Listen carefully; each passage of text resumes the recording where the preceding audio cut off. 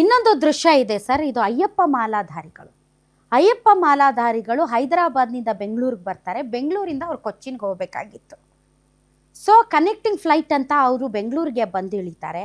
ಆದರೆ ಬೆಂಗಳೂರಿಗೆ ಬಂದ ಮೇಲೆ ಗೊತ್ತಾಗುತ್ತೆ ಅವ್ರ ಫ್ಲೈಟ್ ಕ್ಯಾನ್ಸಲ್ ಆಗಿದೆ ಅಂತ. ಏನು ಮಾಡಬೇಕು ಅವ್ರ ಪಾಪ. ಅವರೆಲ್ಲರೂ ಕೂಡ ಭಾರಿ ಶ್ರೀಮಂತರಲ್ಲ, ಆ ಫ್ಲೈಟ್ ಕ್ಯಾನ್ಸಲ್ ಆದರೂ ಬೇರೆ ಫ್ಲೈಟಲ್ಲಿ ಹೋಗೋಣ, ಎಷ್ಟು ದುಡ್ಡಾದರೂ ಪರವಾಗಿಲ್ಲ ಅಂತ ಅನ್ನೋದಕ್ಕೆ. ನೋಡಿ, ಬೆಂಗಳೂರಿಂದ ದಿಲ್ಲಿಗೆ 68,000 ರೂಪಾಯಿ, 80,000 ರೂಪಾಯಿ ಅಂತ ಐತೋ ಇಲ್ಲೋ. ಯಾವ ರೀತಿ ಪ್ರಯಾಣಿಕರನ್ನ ಲೂಟಿ ಹೊಡಿಬೇಕೋ ಆ ರೀತಿ ಇವರೆಲ್ಲ ಲೂಟಿ ಹೊಡಿತಾ ಇದ್ದಾರಲ್ಲ. ಇವ್ರನ್ನ ಕಂಟ್ರೋಲ್ ಮಾಡೋರು ಯಾರೂ ಇಲ್ವಾ? ಬನ್ನಿ ಅವ್ರ ಪರದಾಟ ಏನು ಅಂತ ನೋಡೋಣ.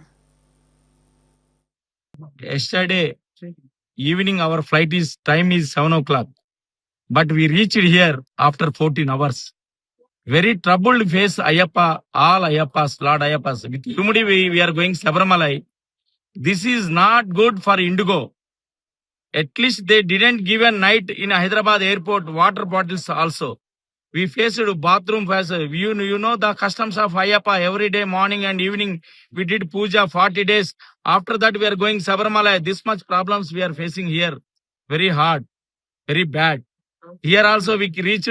They are also telling we don't know how much time here also taken. So we are coming out and we want to take here bus or anything we want to take and we go to Sabarimala. How to going Sabarimala that time? We don't know up to now. Our group is 61 members. 61 members ఇక్కడ వచ్చాము. ఇటువంటి ఇబ్బందులు పెట్టారు అంటే Hyderabad airport లో అసలు answer చెప్పే IndiGo employee లేడు. అందరు పక్కకి వెళ్ళిపోయినారు. ನೋಡಿ, ಅಯ್ಯಪ್ಪ ಮಾಲಾಧಾರಿಗಳು ಅಲ್ಲಿ ಪರದಾಡ್ತಾ ಇದ್ದಾರೆ. ಇದಂತೂ ಭಾಳ ಸರ್, ಇದು ಇಡೀ ಇಂಟರ್ನೆಟ್ಟಲ್ಲೇ ವೈರಲ್ ಆಗ್ತಾ ಇರುವಂಥ ದೃಶ್ಯಗಳು. ಏನು ಅಂತಂದರೆ, ಪಾಪ ಮದುವೆ ಸಂಭ್ರಮ. ಭುವನೇಶ್ವರಿಂದ ಬೆಂಗಳೂರಿಗೆ ಬರಬೇಕಾಗಿತ್ತು, ಬೆಂಗಳೂರಿಂದ ಹುಬ್ಳಿಯಲ್ಲಿ ಮದುವೆ ರಿಸೆಪ್ಷನ್ನು. ಫ್ಲೈಟ್ ಕ್ಯಾನ್ಸಲು, ವಧುವರರು ಬರಲಿಲ್ಲ, ದೊಡ್ಡ ಹಾಲ್ ಬುಕ್ ಮಾಡಿದ್ದಾರೆ, ನೆಂಟ್ರಿಷ್ಟೆಲ್ಲ ಬಂದಿದ್ದಾರೆ. ನಿಮ್ಗೆ ಗೊತ್ತು ಸರ್ ಒಂದು ಮದುವೆ ಮಾಡೋಕ್ಕೆ ಎಷ್ಟು ಕಷ್ಟ ಇದೆ ಅಂತ.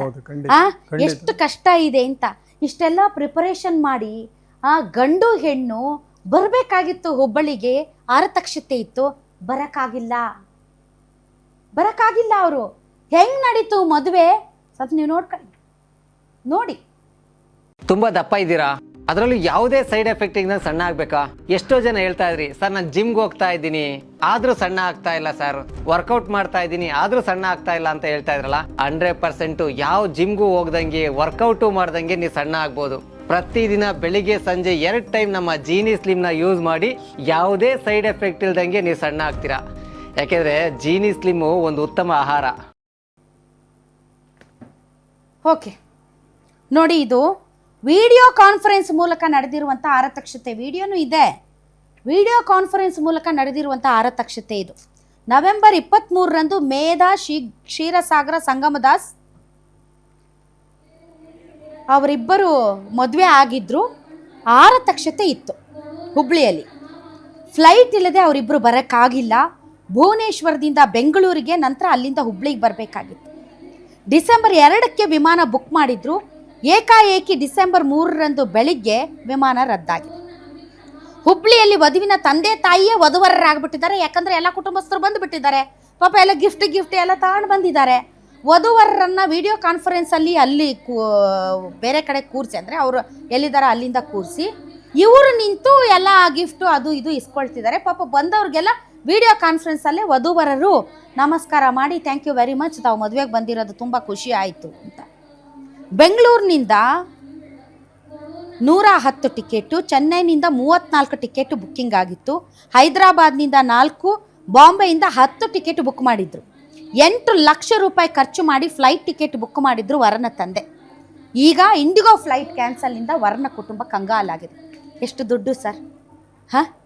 ಒಂದು ಮದುವೆ ಖರ್ಚು, ಮತ್ತೊಂದು ಕಡೆ ಬರುವಂತಹ ಎಲ್ಲ ಕುಟುಂಬ ಸದಸ್ಯರಿಗೆ ಫ್ಲೈಟ್ ಚಾರ್ಜು, ಎಷ್ಟು ಖರ್ಚು ಸರ್? ಇದೆಲ್ಲ ಕೊಡ್ತಾರೆ ಇಂಡಿಗೋ ಸಂಸ್ಥೆ ಸರ್? ಬರಲ್ಲ, ಕೊಟ್ರು ಬರಲ್ಲ. ಇದೆಲ್ಲ ಆ ದುಡ್ಡು ಬಿಡಿ, ಆ ಒಂದು ಸಂಭ್ರಮ ಅಲ್ವಾ ಸರ್? ಮದುವೆ ಡೈಲಿ ಮಾಡ್ಕೊಳ್ಳೋ ಜೀವನದಲ್ಲಿ ಒಂದ್ಸರಿ ಪಾಪ ಮದುವೆ ಮಾಡ್ಕೊಳ್ಳೋದು.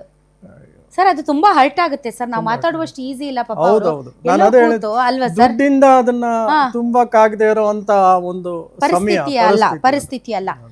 ಒಂದೇ ಒಂದು ದೃಶ್ಯ ಇದೆ ಸರ್, ಅದನ್ನು ಪಕ್ಕಾಗಿ ನೋಡ್ಕೊಂಡು ಬರೋಣ.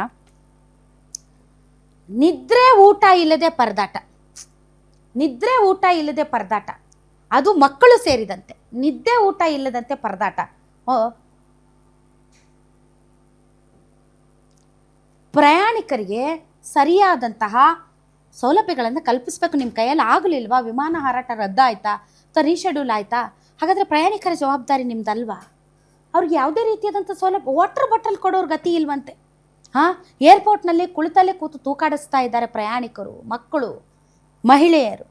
ಆದರೆ ಅದಕ್ಕೆ ಉತ್ತರ ಕೊಡೋಕ್ಕೆ not even single person from IndiGo ಯಾರು ಕೂಡ ಬಂದು ಅವ್ರನ್ನ ಅಟ್ಲೀಸ್ಟ್ ಅವ್ರಿಗೆ ಸಮಾಧಾನದೊಂದು ಮಾತು, ಸಮಾಧಾನ ಮಾಡುವಂತಹ ವಿಚಾರ. ಅಂದರೆ ನೀವೇನಾದರೂ ಮಾಡ್ಕೊಂಡು ಸಾಯಿರಿ ಅತ್ಲಾಗ ನಮಗೂ ಇದಕ್ಕೂ ಸಂಬಂಧ ಇಲ್ಲ, ಕ್ಯಾನ್ಸಲ್ ಆಗಿತ್ತೆ ಅಷ್ಟೇ. ಏನು ಮಾಡ್ಬೇಕು ಅವರೆಲ್ಲ? ಎಲ್ಲಿ ಮಲ್ಕೋಬೇಕು, ಎಲ್ಲಿರಬೇಕು, ಯಾವಾಗಿದೆ ನೆಕ್ಸ್ಟ್ ಫ್ಲೈಟ್ ಅನ್ನೋದ್ರ ಬಗ್ಗೆನೂ ಮಾಹಿತಿ ಕೊಡದೆ ನೀವು ಅವ್ರ ಜೊತೆ ಚಲ್ಲಾಟ ಆಡ್ತಾ ಇದ್ದೀರಲ್ಲ. ನಿಮ್ಗೆ ಹೇಳೋರು ಕೇಳೋರು ಯಾರು ಇಲ್ವಾ? ಏನು ನಡೀತಾ ಇದೆ ಇಲ್ಲಿ? ಯಾಕೆ ಹಿಂಗಾಗ್ತಾ ಇದೆ? ಅಂದರೆ ಪ್ರೈವೇಟ್ ಸೆಕ್ಟರ್ ಅವ್ರು ಏನು ಮಾಡಿದ್ರು ನಡೀತದ? ಅವ್ರಿಗೇನು ಲಂಗು ಲಗಾಮು ಮುಲಾಜು ಯಾವುದೂ ಇರೋದೇ ಇಲ್ವಾ? ಏನೇನಿರುತ್ತೋ ಪಾಪ ಆ ಹುಡುಗನಿಗೆ ಏನಾದರೂ ಇಂಟರ್ವ್ಯೂ ಇರುತ್ತೇನೋ, ಅವನ ಜೀವನದ ಮಹತ್ವದ ದಿನ ಆಗಿರುತ್ತೇನೋ, ಮತ್ತೊಂದಾಗಿರುತ್ತೇನೋ. ಪಾಪ ಇವರು ಇಂಟರ್ನ್ಯಾಷನಲ್ ಇವರು ಪ್ಯಾಸೆಂಜರ್ಸು, ಇವ್ರದ್ದು ಏನೇನು ಅಲ್ಲಿ ಅಪಾಯಿಂಟ್ಮೆಂಟ್ಸ್ಗಳಿರ್ತಾವೋ, ಏನೇನು ಮಹತ್ವದ ಕಾರ್ಯಗಳಿರ್ತಾವೋ. ಯಾರು ಇದಕ್ಕೆಲ್ಲ ಯಾರು ಬರೆಸ್ತಾರೆ ಇದೆಲ್ಲ ಅಂತ